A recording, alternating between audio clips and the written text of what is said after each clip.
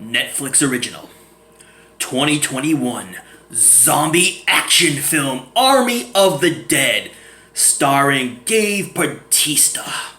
And we're going to review this film right now. Now, I'd say most of you people who have Netflix have seen this film. But if you haven't, I'm going to try like hell not to spoil much for you. And it gives a new take on the zombie genre. With the zombies being a little more intellectual, albeit than your normal zombie. So, but before I do that, welcome to BodyBags. I'm your Thursday reviewer, Chris, from Chris B Movies. You know my name is Chris, and you know I love B movies. Yeah. This is not so much a B movie. It's, millions of dollars went into making this one. Trust me, I looked it up. So I'm going to give you a little synopsis of it, but most of you people who have Netflix have seen this one about multiple times. I've seen it twice myself. First time I kind of fell asleep during it. But the second time, I kind of watched the entire thing and did not fall asleep. So I'm going to give you a little synopsis here. So, hey man, Las Vegas is abandoned, overrun with zombies, and guess what? The fault? The government, of course. So, billionaire casino magnate Bly Tanaka realizes that he kind of left something in Sin City. $200 million to be precise. So for the time being, his mountains of cash, they're safe behind that casino vault. However, the US president plans to nuke the entire city in less than, guess what, 96 hours. Yeah. So Tanaka calls up Mr. Batista, aka Scott Ward in the film, and asks him to get a bunch of mercenaries together. People who can help him get the money and not die in the process. And he's willing to pay him $50 million. Now, he don't like Scott Ward much, but he knows he can do the job, and he knows he can pick the right people to get the money and bring it back. And of course, he'll be handsomely rewarded.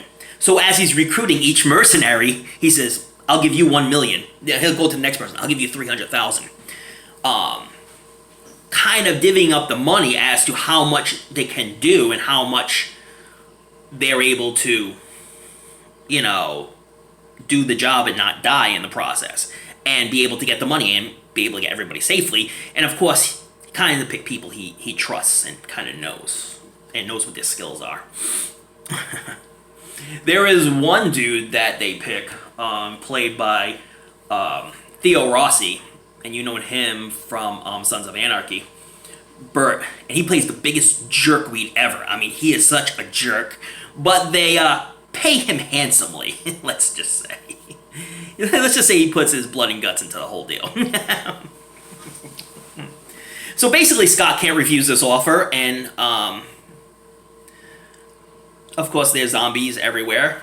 And as time runs out, will they be able to return from Vegas in one piece and rich? Do you think they all come out making it? Do you think nobody dies in this film and they all go in, they get the money, and they bring it back and nobody's unscathed? Well, you're wrong if you think that.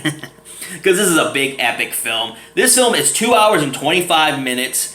Tends to overwhelm and stay just a little bit. It does. It didn't really need to be that long. There's some scenes that are kind of draggy, but the zombies are really, really cool in this film. And the opening scene is friggin' fantastic. But I'm not going to ruin it for you because you need to watch this one for yourself. But the zombies, I love the zombies in this film. I think they're very well done. I think the zombie makeup and effects was outstanding in this film. And I think Batista, for being a pro wrestler, did an admirable job in this film. He knew what he was working with, so he did an admirable job, and so did basically the entire cast. Also, Tig Notaro is in this, who's a famous stand-up comedian, and she was in this film as well. And she played a really good role. I really liked her role in this one. And Ella Purnell and Ana de la Reguera are all great in this film. The cast is really good in this film. And knew what they were getting themselves into and just had fun playing the role, so... But, Batista plays the big Arnold role, and does a very admirable job, like I say. So, It's a zombie film. It's an epic film. It's an adventure film. It's a lot of action and guns and explosions and people dying and zombies dying and people you like die, people you don't like die. So it's definitely not different than anything you've ever seen. You know, the CGI, special effects are all over the top, fantastic, blockbustery. This is a film, again, you should watch on the big screen, as I said with many of my other reviews. But if you have Netflix, definitely check it out. It's a good time.